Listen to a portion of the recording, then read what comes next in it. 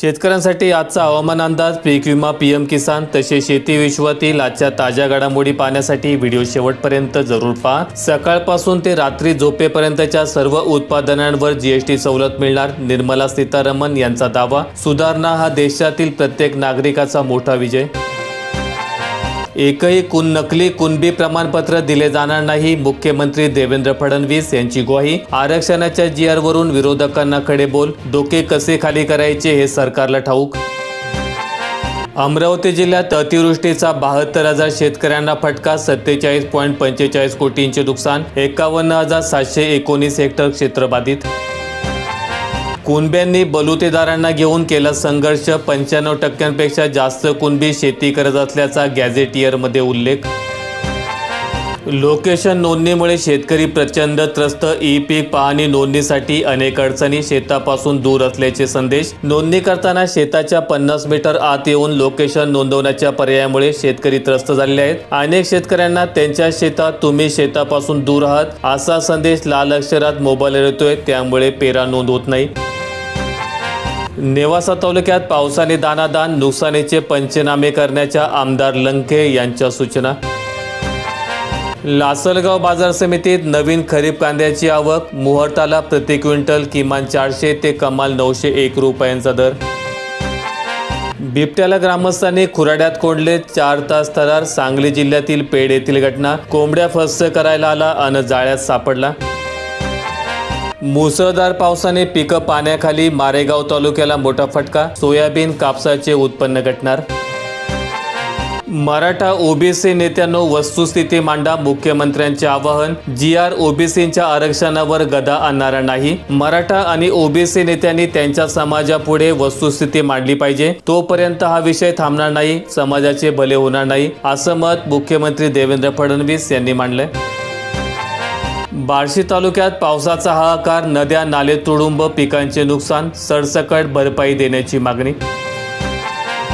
निवासी डॉक्टरांचा 18 सप्टेंबरला संप, संघटनांचा विरोध। होमिओपॅथी डॉक्टरांना ॲलोपॅथीचा सराव करण्यास राज्य सरकारकडून मंजुरी। मराठवाड्यात पुन्हा पावसाचा धुमाकूळ, जायकवाडीचे दरवाजे उघडले, गोदावरीला पूर, अनेक गावांचा संपर्क तुटला, तेरणा धरणही ओव्हरफ्लो, पैठण परिसरात मुसळधार पाऊस। जगात प्रथमच बांबूपासून इथेनॉल निर्मिती, आसाममधील प्रकल्पाचे मोदींच्या हस्ते उद्घाटन। पोखराचा दुसरा टप्पा कागदावरच, गतवर्षी मंजूर मिळून देखील पदभरती होईना, अंमलबजावणी कशी होणार? पोखरा योजनेचा दुसरा टप्पा घोषित केला गेला, मात्र वर्ष लोटून देखील या दुसऱ्या टप्प्याची अंमलबजावणी कागदावरच दिसून येते। यात गावांची निवड झाली, 1257 पदभरतीला देखील मंजुरी मिळाली, पण पदांची भरती न केल्यामुळे योजनेची अंमलबजावणी करणार तरी कोण, हा प्रश्न निर्माण झालेला आहे। कंधार तालुक्यात 60,000 हेक्टर शेतपिकांचे नुकसान, 70,564 शेतकऱ्यांना फटका, 54 कोटी 61,36,000 रुपये निधीची गरज, नुकसानग्रस्त शेतकऱ्यांना मदतीची प्रतीक्षा। धान खरेदी, भीम ॲपमध्ये तांत्रिक अडथळे, धान समर्थन मूल्याची रक्कम शेतकऱ्यांच्या खात्यात न जमा झाल्याने तक्रारी। भीम ॲप अंतर्गत नोंदणी प्रक्रियेमध्ये मोठ्या त्रुटी समोर आलेल्या आहेत। अनेक शेतकऱ्यांच्या खात्यात धानाचे चुकारे आणि बोनस रक्कम जमा झाली असूनही अजूनही काही लाभार्थी शेतकऱ्यांच्या खात्यात बोनस रक्कम जमा झालेली नाही। बांधावरील प्रत्यक्ष सर्वेला लवकरच मुहूर्त, पुरंदर विमानतळासाठी सुरू होणार माहिती संकलन, प्रकल्पबाधित शेतकऱ्यांच्या जनावरांचा सर्वे होणार, 70% शेतकऱ्यांचे संमतीपत्र।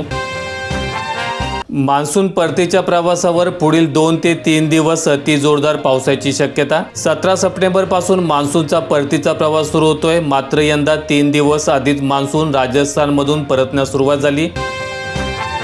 भंडारा जिल्ह्यात जलजीवन मिशनचा वेग मंदावला, निधी अभावी 291 योजना रखडल्या, 50% निधी अद्यापही अप्राप्त, प्रशासनापुढे आव्हान। राज्यातील भूजल पातळीचा अभ्यास होणार, पाण्याच्या टंचाईबाबत संभाव्य अनुमान काढणार। राज्यातील भूजल संपत्तीचा अभ्यास करण्याकरता भूजल सर्वेक्षण आणि विकास यंत्रणेद्वारे राज्यातील 5 मुख्य खोऱ्यांचे विभाजन 1535 पाणलोट क्षेत्रामध्ये करून प्रत्येक पाणलोट क्षेत्रामधील पाणवहन, पुनर्भरण आणि साठवण उपक्षेत्रातील भूजल पातळीचे प्रतिनिधित्व करेल अशा 3920 निरीक्षण विहिरी निश्चित केल्या गेलेल्या आहेत।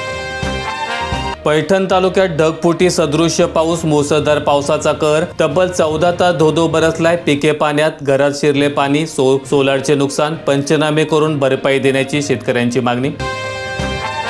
कापूस उत्पादक शेतकऱ्यांची चिंता वाढली. केंद्र सरकारचा निर्णय, आयात शुल्क निर्णयाने मोठा फटका बसण्याची शक्यता. शासनाकडून हमी दर वाढवण्याची गरज. नेवासे तालुक्याला अतिवृष्टीचा तडाखा, अनेक गावांचा संपर्क तुटला. ओढ्या नाल्यांना पूर, शेती पिकांचे नुकसान, घरेही गेली पाण्याखाली. अनेक गावांचा संपर्क तुटलाय. केळी उत्पादक शेतकऱ्यांची आर्थिक लूट, केळीचे दर गडगडले. मुदखेड, अर्धापूर, बारड परिसरातील उत्पादकांपुढे मोठे संकट.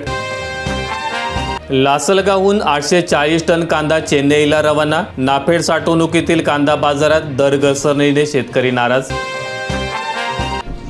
केळीची रोपे कंपन्यांकडून वेळेवर मिळत नसल्यामुळे शेतकरी त्रस्त. केळीचे टिश्यू कल्चर रोपे बुकिंग करून देखील सध्या कंपन्यांकडून वेळेवर मिळत नाहीत. सुमारे 1.5 ते 2 महिने विलंबाने रोपे मिळत असल्यामुळे बावडा तालुका, इंदापूर परिसरातील शेकडो केळी उत्पादक शेतकरी त्रस्त झाले आहेत. टिश्यू कल्चर कंपन्यांच्या कारभारात कृषी खात्याने लक्ष घालावे, अशी मागणी केळी उत्पादकांनी केलेली आहे. सोलापुरात रेकॉर्ड ब्रेक पावसाचे आसमानी संकट. वसंत विहार, पूर्व भाग, शेळगी, नई जिंदगी परिसर पाण्याखाली. भीमा, सीना आणि बोरी नदीला पूर. शहरामध्ये पावसामुळे अनेक घरांमध्ये पाणी. अतिवृष्टीने पंचनाम्यात व्यत्यय. राजेवाडीत सलग 3 दिवस बिबट्याचे दर्शन. ग्रामस्थांमध्ये भीतीचे वातावरण. वन विभागाकडे पिंजऱ्याची मागणी.